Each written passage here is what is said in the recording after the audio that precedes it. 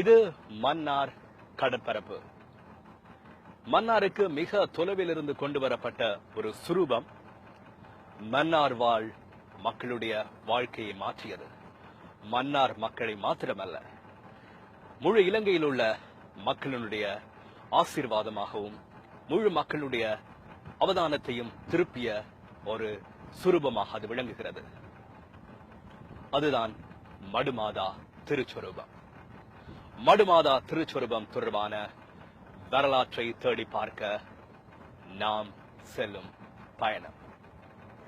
மடுமாதாவின் திருச்சுரூபம் இலங்கைக்கு கொண்டுவரப்பட்டமை தொடர்பில் பல வரலாற்று கதைகள் காணப்படுகின்றன.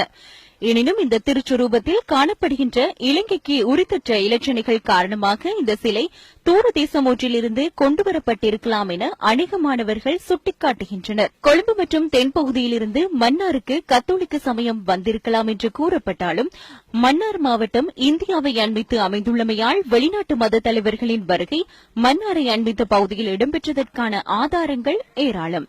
மாந்தை என்று அழைக்கப்பட்ட பண்டைய கப்பற்துறையொன்று இந்த சர்வதேச தொடர்புகளுக்கு வழிகோலியதாகவும் மக்களின் கருத்தாக உள்ளது.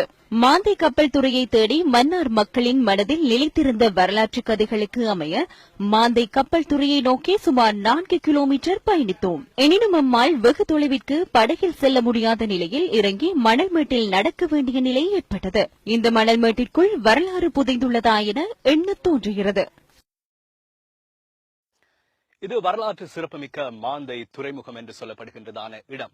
நாங்கள் மன்னாரிலிருந்து குறிப்பாக 5 கிலோமீட்டர் தூரம் கடலில் வள்ளம் ஒன்றில் பயணித்து அதற்கு பிறகு ஆழமில்லாத கடற்பரப்பு காரணமாக நாங்கள் நடந்து இந்த இடத்திற்கு வர வேண்டிய ஒரு சூழ்நிலை இருந்தது.